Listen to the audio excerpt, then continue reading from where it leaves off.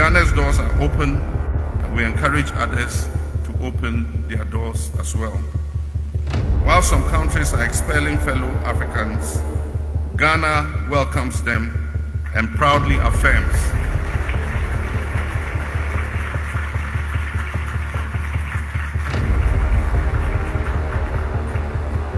While some countries are expelling fellow Africans and making them feel unwelcome, Ghana proudly welcomes them and affirms that this is your home.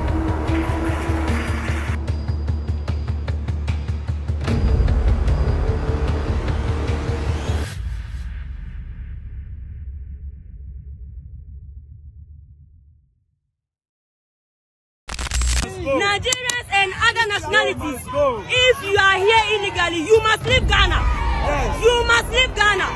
Ghana is not safe. We will deal with you people in our own ways. Nigerian, I will kill you. Who will kill you? You go to your country, go back to your country, and go and kill your fathers and your sisters, criminals, fraudsters. You will go to your country back. Nigeria must go. We want Nigerians to go back to their country. Ghana is for us. Ghana is not for any foreigner. No Igbo man can come to this country and intimidate us. This country belongs to us. President Mahama, you came for Ghanaians. You said Ghana first. You said you came for the youth. Please, take action now. I don't know. Unite me. We can't be dealing with the legal criminals that we are having in Ghana and be dealing with Nigerians to grow. So Nigerians must the government, the politicians have to do something about it.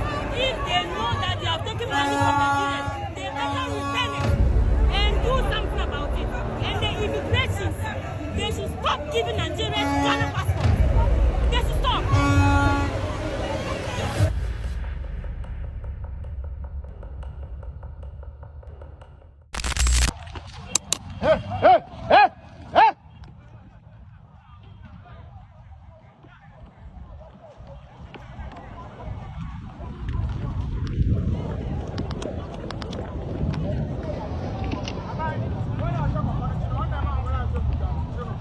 Voilà. Hey, chill out. Hey. Come on, Sonny. Hurry. Sit down there. Hey, don't rush. Sit down there. Hey. Tinashe. Hey. Who are you, Tinashe? Wait, Tinashe. Sit down, come on. Okay. You be here. Okay. Hey. Sit down there. Hey, don't rush. Sit down there. Hey. Tinashe. Hey. Who are you, Tinashe? Wait, Tinashe.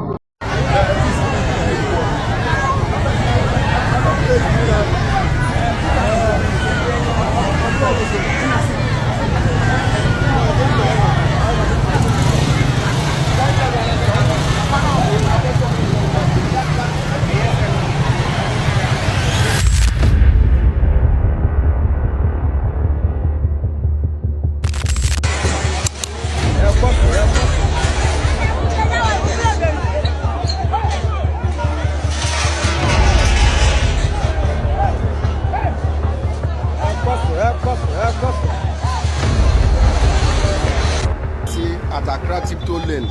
We are here. This is my shop. So, and now they are say coming on to close the shop.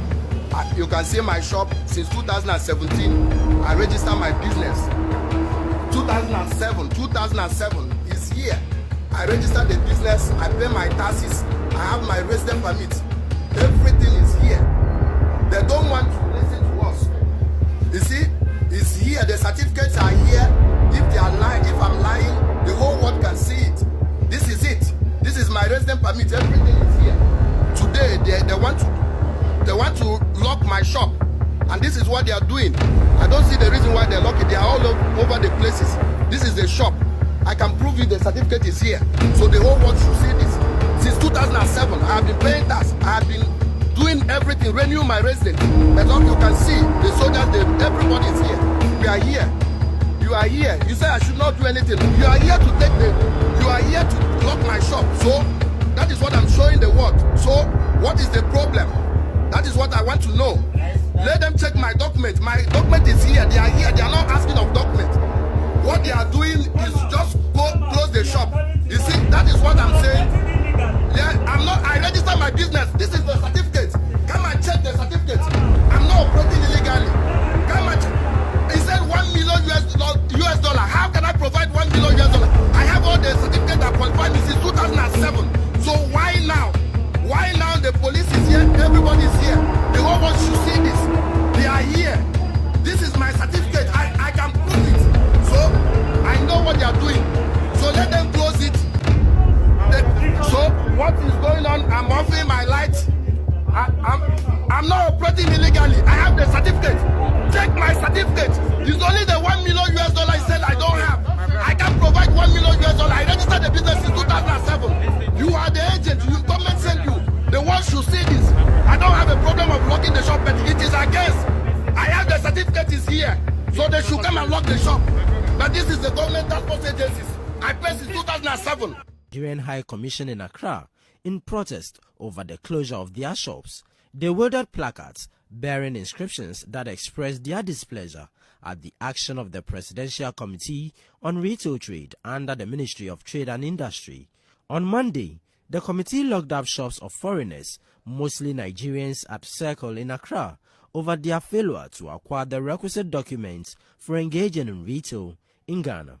This was after the committee had served several notices to the traders at Circle. The group, in registering their displeasure against the act, petitioned the Nigerian High Commission to find a remedy to the ongoing crisis. More worrisome to the generality of Nigerian communities in Ghana today is the socio-economic and perhaps diplomatic ramifications this unfortunate development will further precipitate on citizens.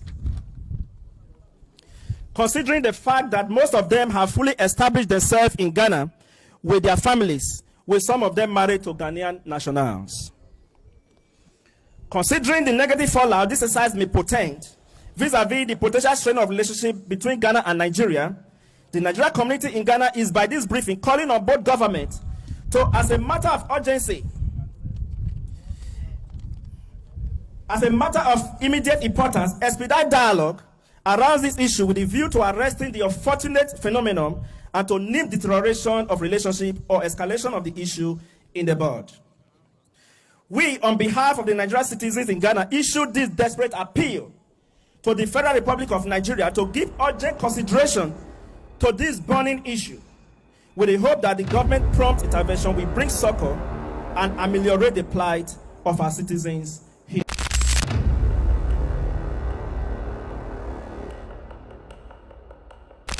The only area is in small retail business.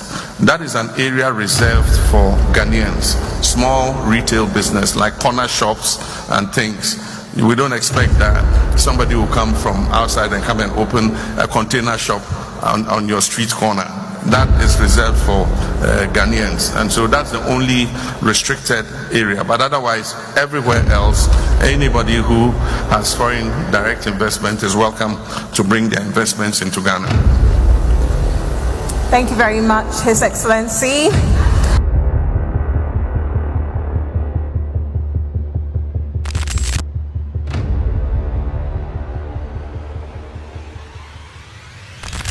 In case you haven't heard, a Liberian named Austin was recently unalived by Ghanaians in Ghana sometime last week. The police confirmed that Austin was dead. He stopped breathing while they put him in the car. So the hospital was just demanding for money. That's all. And they knew. This said young man, Mr. Austin, had gone to visit one of his friends somewhere in Ghana.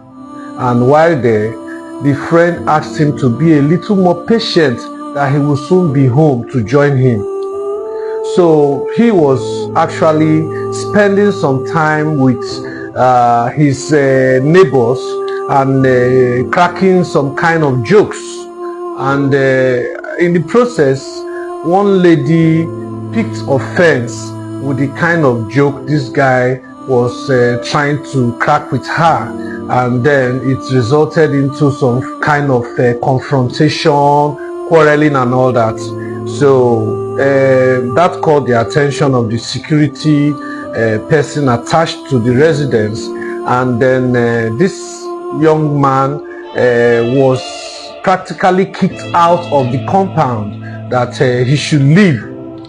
So while the guy just left, he was leaving when another call came in, allegedly from the husband of the lady that was aggrieved now, and then he gave instructions for the young man Austin to be chased, and he was actually chased by the security man and some other Ghanaians in that vicinity. They caught up with this young man, brutalized him, beat him to a pulp, and he was left too weak to stand on his own. That later led to his demise. Now, watch this video. Stay in your country. Nigerians must go. Nigerians and other nationalities. You must leave Ghana. Yes. You must leave Ghana. We will deal with you people in our own ways. This is the mindset of the average Ghanaian. Most Ghanaians think this way. I'm saying most Ghanaians because I know a few Ghanaians who think differently. And honestly speaking, this mindset must be discouraged. I put it to you that these Ghanaians actually thought that this Mr. Austin, who is the victim, was actually a Nigerian. They thought he was Nigerian, and that was what really pushed them that far. That is how far the bitterness has gone. And a lot of people just think keeping calm and acting as if it's none of their business is the way to go about things like this. It's so sad, honestly, in a situation like this, when people are grieving, people are sad for losing a loved one. This is how some Ghanaians chose to react to this whole thing.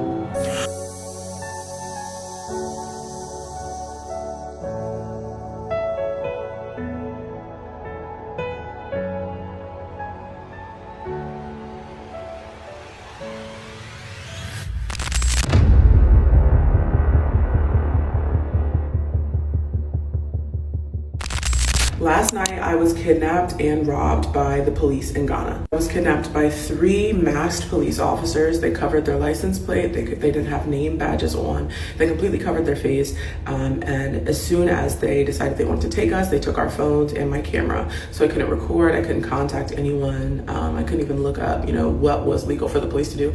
And obviously, not sure the law would have helped. They are the law, like that. So the Uber driver that picked us up at the end of the night told me that this is something that happens frequently.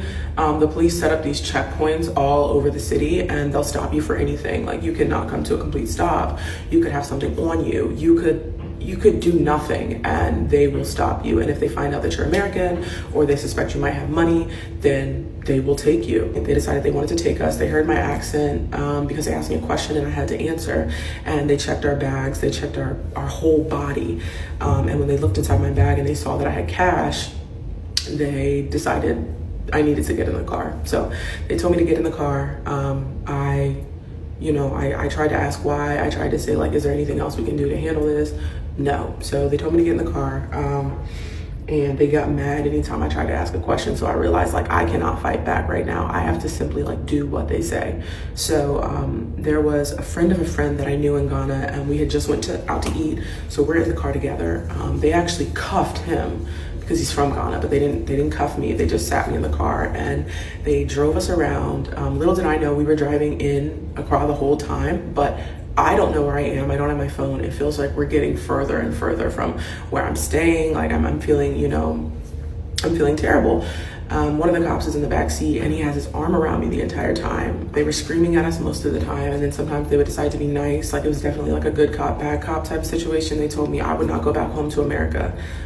They would arrest me and those charges would not let me, like, you know, board my flight. They told my friend he was gonna go to jail.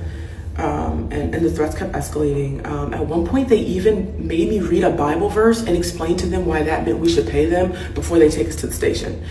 This was the most nonsense I'd ever heard in my life. But again, they're all armed. There are big ass guns in the trunk. At one point, there were 5 officers with us, and then at other points, there were 3. Like there was no leaving. There was nothing. So at one point they pulled up at an ATM and they told me, take out as much as you can. Are you dumb? Do I look like I'm fucking dumb? And I know y'all are probably like, why'd you get in the car? Why did I get in the car? I didn't have a choice. You try resisting 5 fat ass, armed, stinky ass, and let's get into the smell because the car stank. So at the ATM, I told them like that, obviously they couldn't go with me into the ATM. I went to tell the bank people that I was not good, but they still had my phone and my camera and the person that I was with. So I took some money out. I took out like $150 US dollars, and I went back to the car. I gave it to them. I'm thinking it's over then. No, of course it's not over. They're still trying to extort more money out of the other guy.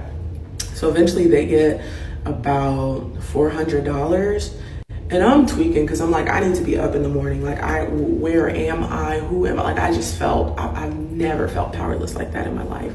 So I say all that to say, if you're going to Accra for Dirty December or going at all, make sure you don't, I guess, look rich. I didn't even have on any designer. I had on a cheap outfit. It doesn't matter. Don't talk back to the police because they will straight up take you. Thankfully, I'm not physically harmed. $150, that's nothing. They don't know that, but I'm gonna be okay, and I thank God for that. I thank God for his covering.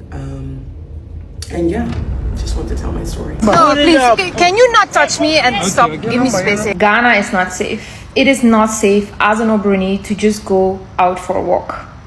I would have made that statement if I wouldn't have been living here in Ghana for a year. Yesterday, something happened to me, and I'm gonna explain in this video what happened, and it was not okay. For the people who follow me and were there in the live, they have seen what happened. I can even show you clips. I think the people, I was just looking at it, and I think you can even see the guys' faces. I don't want to expose people on the internet like that. I think I can show a little bit of the clip if you guys really want to see the interaction that I had. But what happened was that I was walking to the Kumasi Mall. So I was just on my live with my phone talking. Then I saw from across the street 4 guys. You know, I don't know their age, but I'm guessing teenagers, you know, young boys. They crossed the street in an interesting way already. I was looking, and they even almost crashed into a Pragya, you know. They were for sure coming at me. I could see. So they crossed the street coming at me whilst I am walking, and they came with 4. So what happened? It went really fast. For me, all of a sudden, I was surrounded. They were so much up in my space. So I just saw the clip back. I kept walking a little bit until one guy blocked me in my front. It is also when I changed my camera from the back to the front camera, so even their faces is in. I think they realized soon that I was on a live. I don't know what would have happened if I wasn't on a live. But what happened was one guy was holding a flyer and was putting that in front of my nose and be like, hey, take this. And I was like, what is it? And then the other 2 guys were behind me, like really close. One started to touch my arm and the other was touching my bag. And I was like, huh? And one guy was up in my face, like really close. And I was like, give me space. Like, hey, like they were coming, and it was such a, it went so fast, and I was like, what's happening? So I turned on the camera to this front camera, so their faces is even in the video, and I think they saw that. But I was still friendly, because when they approached me with a kind of energy like we're coming at you, I was like, hello, and like I was like, I will listen to you, because they were telling me like they wanted to tell me something. I said, I will listen to you, but give me space, like respect me. Like they came up into my space and they surrounded me. Guys, I've never ever had this experience in my life, but they surrounded me. They were all around me, and I don't think you can see it in the clip, but like one guy was in front of me, so I couldn't continue walking. There was others behind me. They were so close. The 4 of them were around me, and I was like, I can't move from here. I was like, move. So I turned around, I faced them, and I was like, what? Like with my energy, I changed fight mode, because honestly, I'm a woman. I'm not from here. I was out with my phone. I do not know what would have happened if I wasn't on a live, because I think they saw that I was on the live, and then I was asking them like, what? And then I said, this is so disrespectful to come at me.